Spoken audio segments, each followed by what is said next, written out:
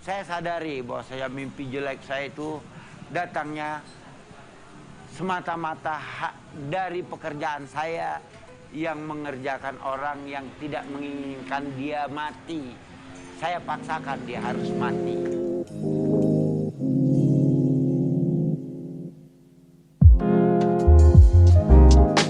Joshua Oppenheimer's The Act of Killing and its companion piece, The Look of Silence, have stuck with me more than any other documentary I've seen. The films capture two sides of the same coin regarding the Indonesian mass killings that occurred in 1965 through 66, the killers and the family of the victims that died during. The Act of Killing primarily focuses on Anwar, one of the executioners who played a major part in the deaths of hundreds of innocent lives. Beginilah caranya supaya jangan darah itu terlalu banyak, tahu kan? Anwar, in my mind, is the perfect protagonist for this film, and it's not by accident either. Joshua Oppenheimer began interviewing survivors and victims' families of the events of 1965 before moving the focus of the film to the murders, following interference from local authorities. Anwar Congo was the 41st perpetrator and killer he actually interviewed. I can't help but feel Oppenheimer chose Anwar not just because he may have had the most interesting story or most eccentric personality, but also because when they got more comfortable together, he also began to see Anwar's signs of regret playing on his face. Now, this is more speculative than anything, but it's hard to believe Oppenheimer wasn't focused on him more because of the way his face could tell a story just by looking at him.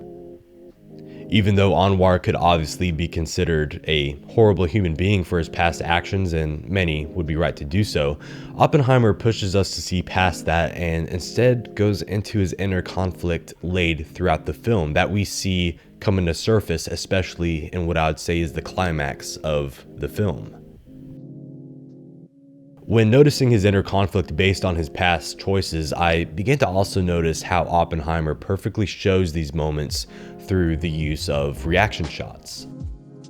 Now, reaction shots are nothing new to documentaries and could even be labeled as merely observing somebody, but there's a way Oppenheimer utilizes them to truly make you see past something inauthentic or even bizarre, and instead toward the subject and the true feelings involved. Orde Baru sama Bapak, apa yang akan Bapak lakukan dengan aku? Kalau di dalam Orde Baru itu, lagi suasana palas apa semuanya. Tidak bisa kita bayangkan ya. The Look of Silence has dozens of these shots as we see the story from the eyes of Ari, his brother being one of the victims brutally murdered during the mass killings. Kalau aku, abangku itu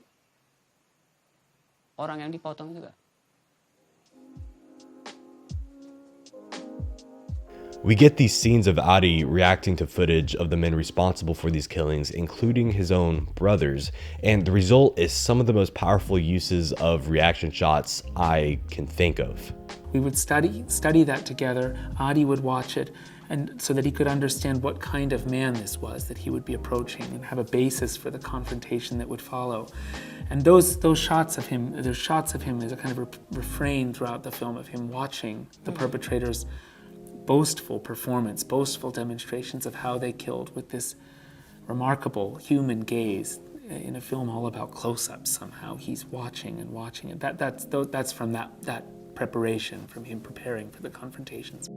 In many of these moments spread throughout the film, we are forced to look at the subject's face. The camera becomes a close-up shot that on the surface shows not much happening, but through the context of the film, almost everything is happening. Through small details like the stable camera centering on the subject and the unsettling quiet atmosphere we get from the sound design, we also begin to feel a certain amount of tension and discomfort that words in an interview or even music could not express. But he never forces us how we, the viewer, should feel at any given moment that he captures. Silence, along with reaction shots, is the true fuel of these tension-driven scenes in both the act of killing and the look of silence. They capture the subjects and their feelings perfectly. This shows knowing how to use and plan camera shots can be absolutely essential for documentary filmmaking. What I love most about Joshua Oppenheimer's two-part project is how he doesn't tell us how we should feel with music or even interviews or words, but simply through the images he captures in the moment.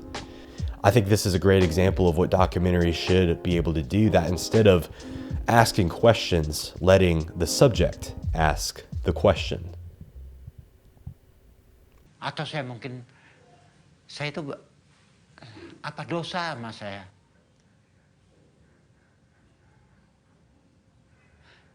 Banyak ya manusia yang pernah saya bikin gitu ya. Apakah ini kembali dia kepada saya?